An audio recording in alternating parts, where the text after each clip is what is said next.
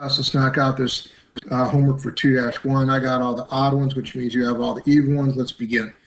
In exercise 1 through 8, write the sentence as an inequality.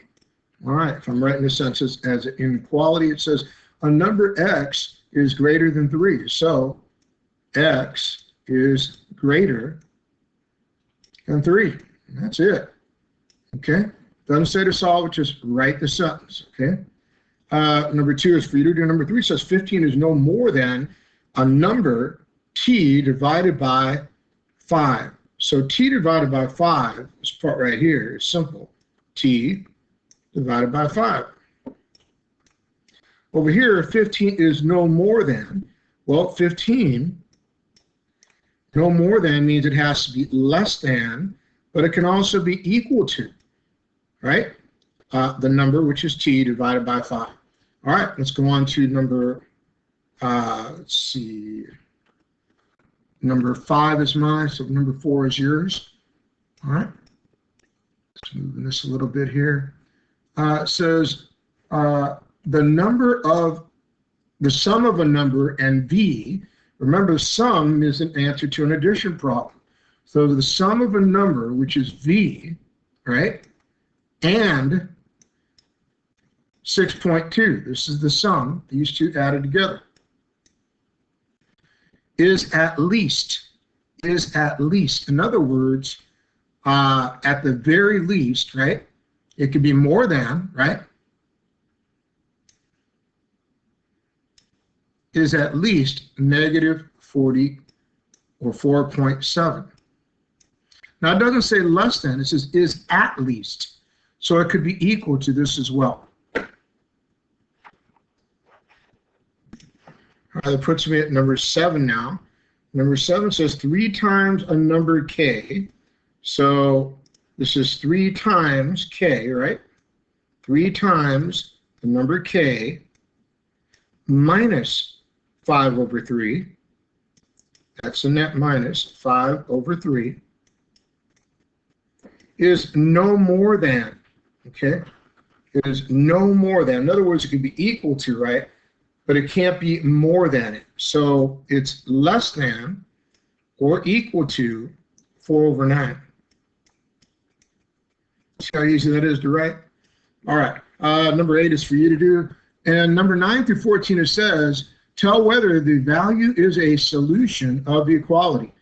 Well, they're asking, can R be a solution? In other words, I would have to say that 2 plus 4 is greater than 8. Is that a solution? We know 2 plus 4 is 6, and 6 is not greater than 8, right? So this is not a solution.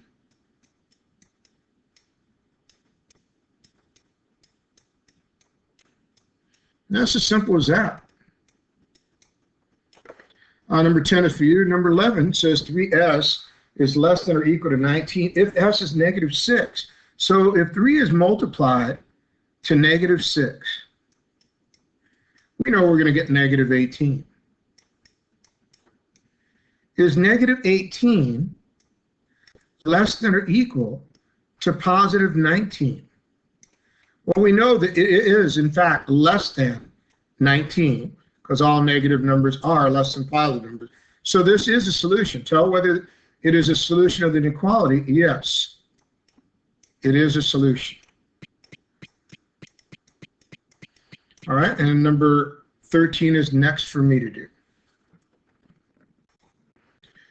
On this one, it says we're going to take x and replace it with 3. So this is going to be negative 1 is greater than negative, don't forget that negative sign now, x is being replaced by 3. We're going to put a 2 here.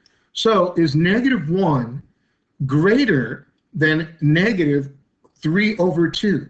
Well, I know I can rewrite 3 over 2 as a mixed number, and it would become negative 1 and 1/2, because 2 goes into 3 one time with 1 left over.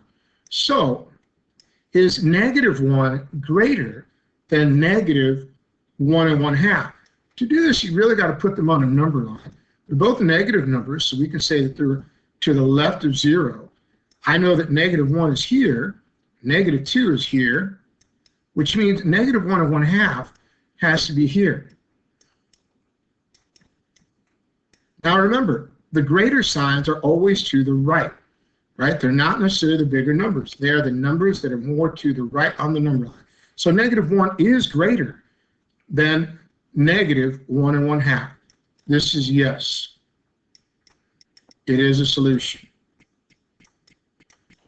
All right, number 14 is yours to do. Number 19 is mine. Let me go ahead and move this guy away from here. And there we go. It says, modeling real life, the Xarian Bridge is in Gongix, Province, China.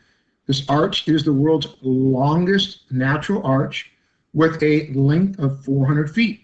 Write an inequality that represents the possible lengths in inches of all other natural arches. Okay, now remember, this is said to be the world's largest natural arch.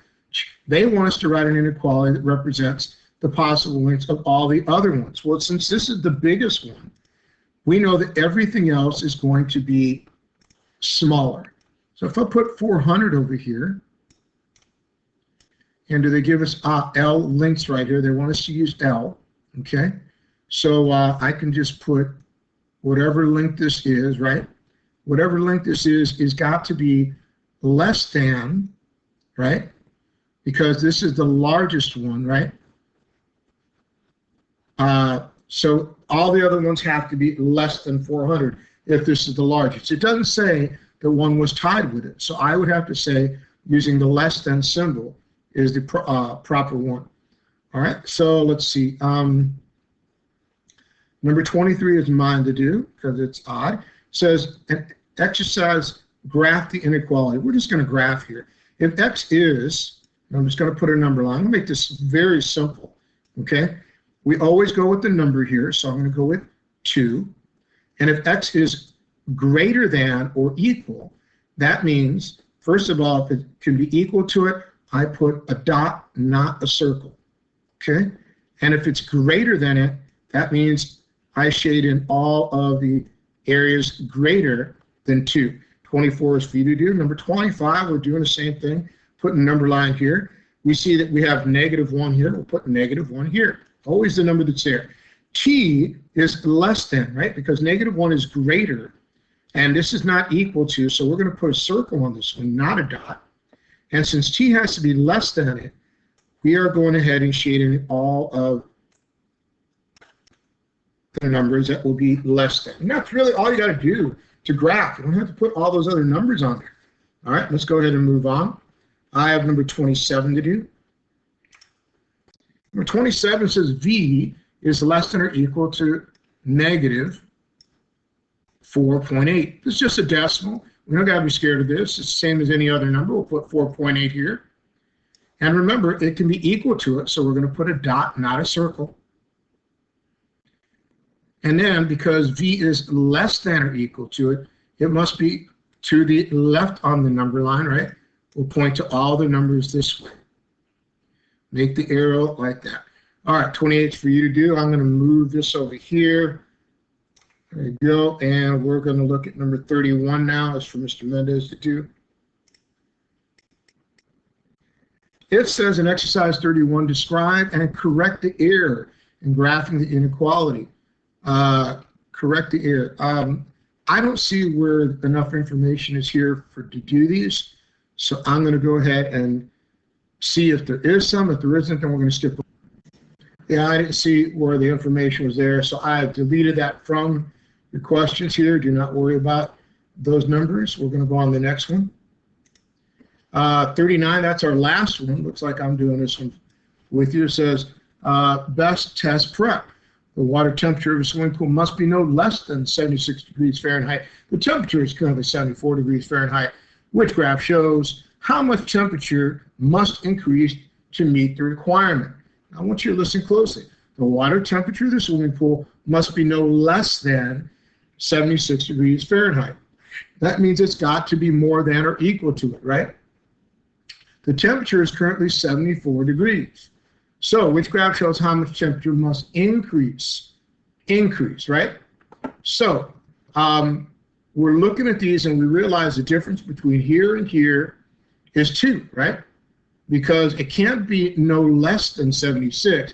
It is currently 74. It can, right, go up to. So I'm going to go ahead and say that, let's see. Oh, sorry about that, folks.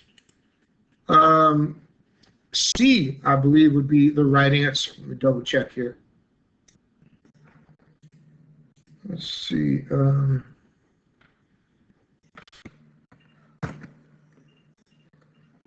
Wow, this thing is giving me all type of trouble. Sorry about that. We are going to pause and reveal. There we go. C, the temperature must increase by no less than 2 or less than 74 degrees Fahrenheit minus, or 76 degrees Fahrenheit minus 74, which equals 2 degrees Fahrenheit, right? So in order for the temperature to be no less than 76, it can be 2 or more, right? And that's how we put X is greater than or equal to 2. That was all of them. Pretty easy homework for tonight. You guys should make short work of this. I'll see you for grading tomorrow. Have a great night.